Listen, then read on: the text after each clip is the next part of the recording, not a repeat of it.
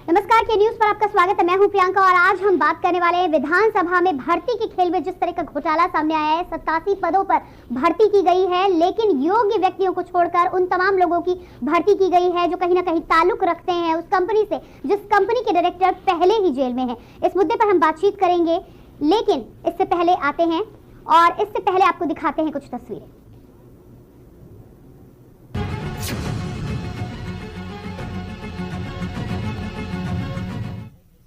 तो ब्रेक के बाद एक बार फिर से बातचीत हम लगातार विधानसभा में भर्ती की खेल को लेकर कर रहे हैं। हमारे साथ लगातार रेजिडेंट एडिटर मनीष पांडे बने हुए हैं। जी मनीष, यहाँ पर आपसे समझना चाहेंगे, पूरे मुद्दे को हमने बहुत ही गहराई के साथ यहाँ पर समझा, अपने दर्शकों को दिखाया भी है कि किस तरह का ये मामला है। अगला सवाल यहाँ पर ये बनता है कि जिस तरह से कोर्ट ने अब जवाब मांगा है 10 दिनों में, सबसे पहले तो सरकार की तरफ से क्या जवाब आता है, उसके आधार पर आगे क्या कुछ कार्रवाई होगी, ये मामला तय हो सकता है। लेकिन जिस तरह का ये खेल समझ में आ रहा है, तमाम बड़े अधिकारियों से लेकर तमाम बड़े लोग इसमें संलिप्त पाए जा रहे हैं। अन्यथा इस तरह की कंपनी को इस तरह की जिम्मेदारी देने की बात कहीं से सामने समझ में नहीं आती है जब इस तरह की जिम्मेदारी दी जाती है। यदि इसमें सरकार की तरफ से कुछ नहीं होता है या कोई कार्रवाई नहीं की जाती है समय पर, तो क्या रास्ता है यहाँ पर लोगों को न्याय दिलाने का या कहीं ना कहीं इस मामले को गहराई के साथ खोलने का?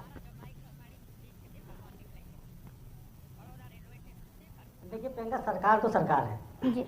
सरकार को जब सरकार के खिलाफ जब याचिका डाली जाती है कि उत्तर प्रदेश में पंचायत चुनाव न कराए जाएं, संक्रमण बढ़ सकता है, और जब उच्च न्यायालय की तरफ से निर्देश आता है तो सरकार उसके खिलाफ सुप्रीम कोर्ट चली जाती है। लेकिन वहीं बहुत सारे ऐसे मामले हैं, आपने देखे होंगे, जिसमें ये कहा गया कि नहीं, उच्च न्यायालय ने कहा है इसलिए करना होगा। तो अब सरकार की मंशा क्या है ये देखना होगा। हमने सारे मामले खोल दिए, हमने सब कुछ सारे क्या कोर्ट के माध्यम से इस पे जांच के, जी मनीष जी, क्या कोर्ट के माध्यम से भी इस पे कुछ संज्ञान आगे भी लिया जा सकता है? जिस तरह से अभी जवाब तलब किया है, आगे क्या कोर्ट इस मामले में दखलंदाजी कर सकता है? देखिए निश्चित रूप से अगर सरकार नहीं बनाती, अगर सरकार संतुष्ट नहीं कर पाती है, अगर सरकार जिस भर्ती जो आरोप लगाए गए, हमारे पास वो माननीय उच्च न्यायालय का वो ऑर्डर भी है जिसमें साफ लिखा हुआ है कि after hearing the contention I am of the opinion that the matter required consideration, let short counter affidavit be filed by respondent number 2 to 4 within 10 days। तो 10 दिन में सरकार 10 दिन में माननीय उच्च न्यायालय ने इसमें काउंटर एफिडेविट मांगा है, सरकार की तरफ से पूछा है कि भाई जो आरोप लगाए गए हैं, जो ये लग रहे हैं, गंभीर लग रहे हैं, ऐसा हो सकता है, आप काउंटर एफिडेविट डालिए, उसमें बताइए कि ऐसा क्या वास्तव में है कि नहीं। अगर सरकार को लगता है कि हाँ, अगर जी मनीष जी, यहाँ पर माफ कीजिएगा, आपको रोकना चाहेंगे। हमारे साथ सुखराम सिंह यादव राज्यसभा सांसद यहाँ पर जुड़े हुए हैं। जी सुखराम जी, आपसे यहाँ पर जानना चाहेंगे, विधान परिषद विधानसभा में भर्ती का ये मामला सामने आ रहा है जिसमें 87 पदों पर भर्ती की है। कहीं ना कहीं तमाम रसूखदार लोगों ने अपने रिश्तेदारों की यहाँ पर भर्ती कराई है, धांधली का मामला सामने आ रहा है। कोर्ट ने अब इस पर जवाब तलब किया है, क्या कहना है इस पर? देखिए, विधानसभा हो या इन संस्थाओं में जो चाहिए,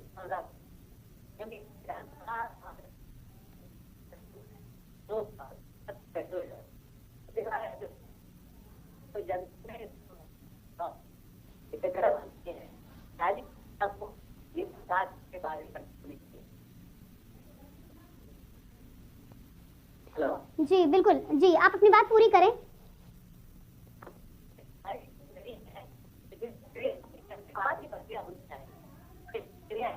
उसका बेटा निकलेगा, बेटा पर बात करेंगे।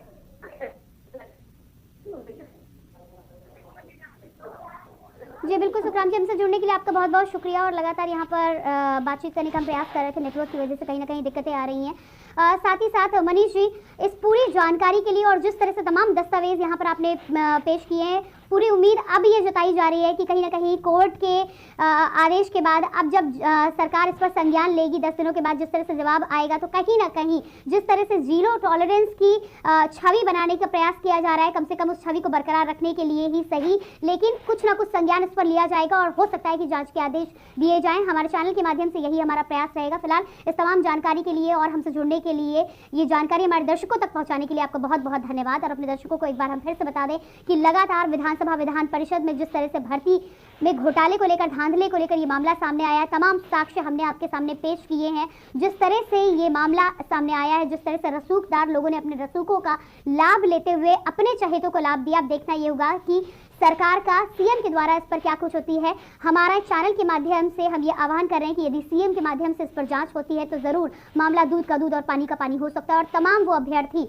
जिनका भविष्य इस पर साख पर लगा हुआ है उनको आगे की राह मिल सकती है। फिलहाल हमारे इस विशेष कार्यक्रम में इतना ही। ताज़ा जानकारियों के लिए आप लगातार बने रहिए के न्यूज़।